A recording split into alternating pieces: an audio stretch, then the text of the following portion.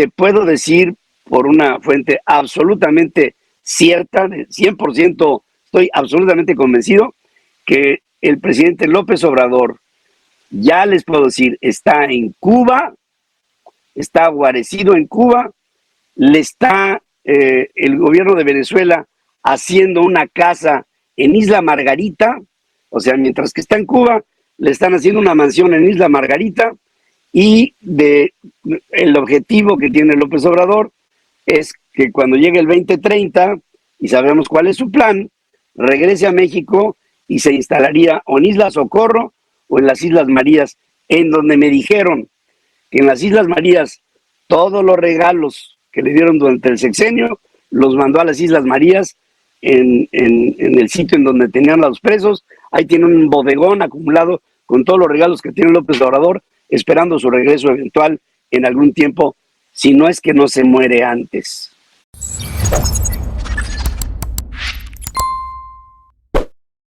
Un saludo para los pregoneros, con todo mi corazón. Un saludo a los pregoneros. La misma semana en la cual Pedro Ferriz Hijar sale a llorar porque lo despidieron de su programa y a culpar a la 4T y a la propia presidenta, la doctora Claudia Sheinbaum Pardo, aunque él diga que no, simple y sencillamente esta familia de pseudocomunicadores vuelven a hacer la nota, y en el caso de Pedro Ferriz de Con, pues simple y sencillamente, pues una vez más se le volvió a caer un tornillo, a zafar un tornillo, que ahora dice que AMLO ya lo tiene ubicado por fuentes profesionales y fidedignas, que está en Cuba. Esto fue lo que salió a decir, mis estimados amigas y amigos peroneros, y revela la razón por cual AMLO huyó de nuestro país. Nuestro expresidente Andrés Manuel López Obrador, al que tanto extraña.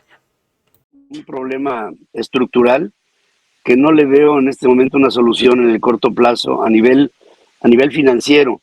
La Secretaría de Hacienda va a tener que hacer maromas para conseguir dinero del exterior, porque los préstamos que estamos pidiendo cada vez más nos están comprometiendo ante el repago. Es decir, los grandes fondos del mundo prestan dinero a las naciones, y las naciones tienen que estar constantemente respondiendo con el pago de la deuda, el servicio de la deuda, los intereses que genera ese préstamo.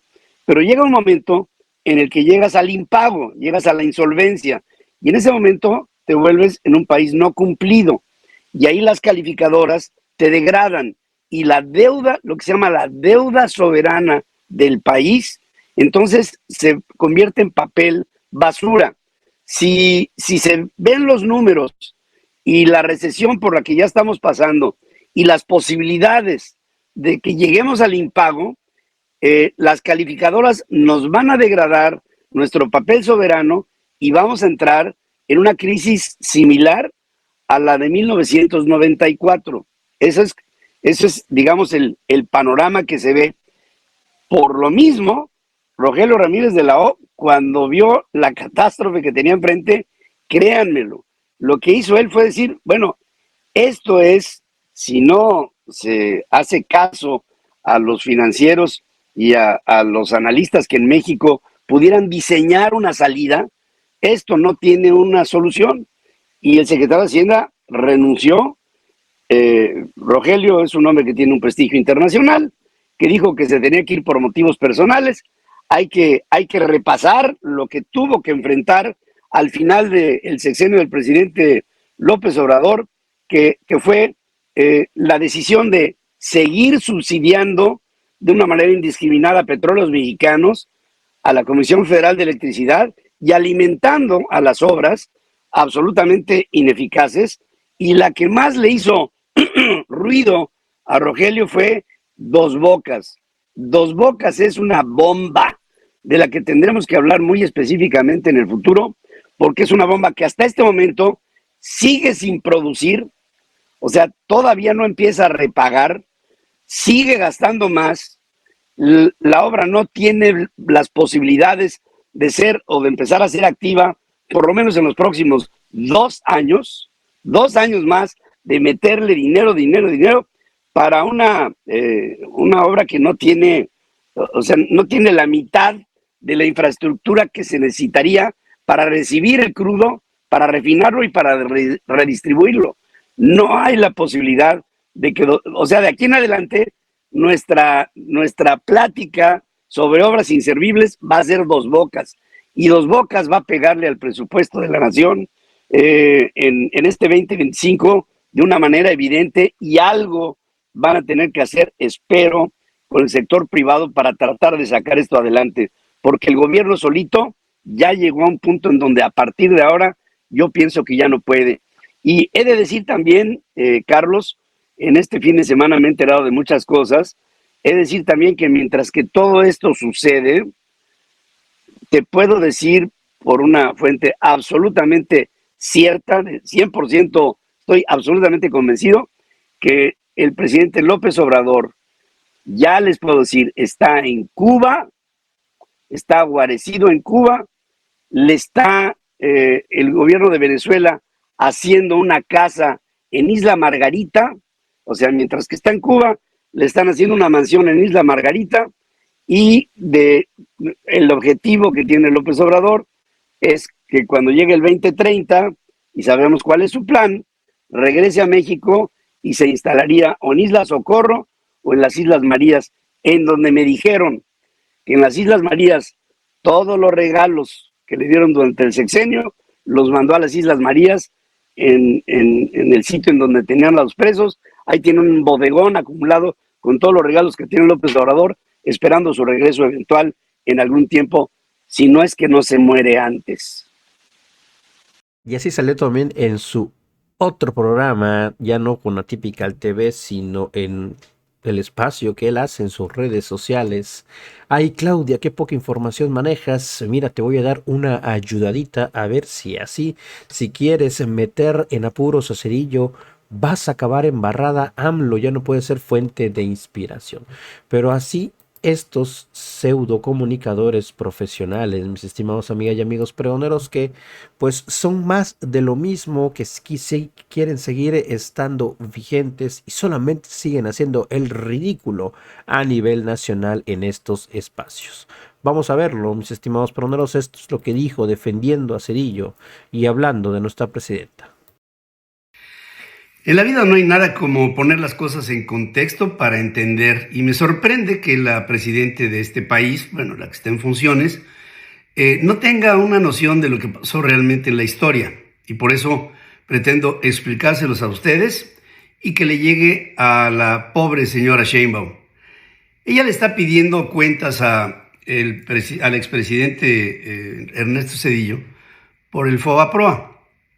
Yo quisiera decirles que cuando llegó Ernesto Zedillo al poder en diciembre de 1994, recibió un país quebrado.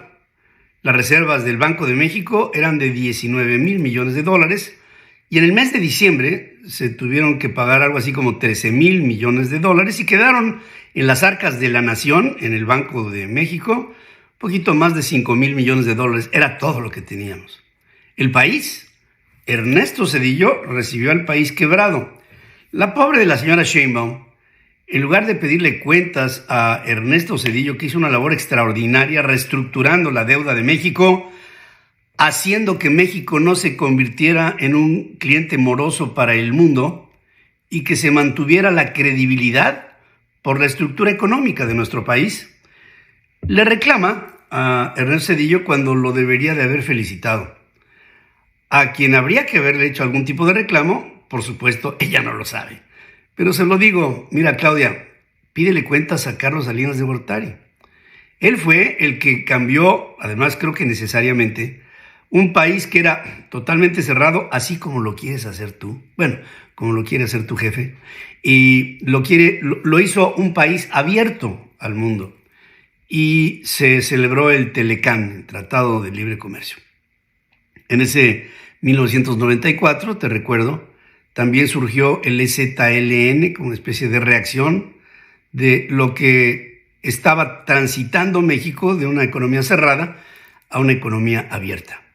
Pero lo que tú no, en medio de tu ligereza, lo que tú no te das cuenta es que si hay que hacerle responsable a Zedillo por un FOBAPROA, habría que hacerle responsable a López Obrador por el equivalente a 7. Sí, a 7 Fobaproas, igual al que tú le reclamas a Ernesto Zedillo. Y también creo que estás pidiendo cuentas para que se revise qué es lo que se gasta en la pensión de Ernesto Zedillo. Creo que a Ernesto Zedillo, para retirarlo, no le hicieron un hospital cerca de su casa solamente para atenderlo, no le pusieron un trenecito solamente para que no estuviera tan solo, no le hicieron una Guardia Nacional completa, pretoriana, para cuidarlo, que por cierto ahora está descansando porque el jefe está en Cuba, guarecido, muerto de miedo, esperando que le caigan los Estados Unidos encima. No, Claudia, no es con descalificaciones como se defiende un país, es con acciones asertivas. Y te voy a decir una cosa, hoy lo único que te sostiene la fortaleza de México son las reservas del Banco de México. Y quiero decirte que esas reservas las empezó a hacer Ernesto Zedillo Ponce de León. Después Vicente Fox Quesada. Después Felipe Calderón. Después incluso hasta el imbécil de Peña Nieto. Y ahora tienes casi 300 mil millones de dólares que te acompañan ante cualquier vicisitud. Claro, la capacidad destructiva tuya y de Morena es infinita. Vamos a ver cuánto nos dura, pero por lo pronto, no te confundas. Los enemigos están dentro de ti.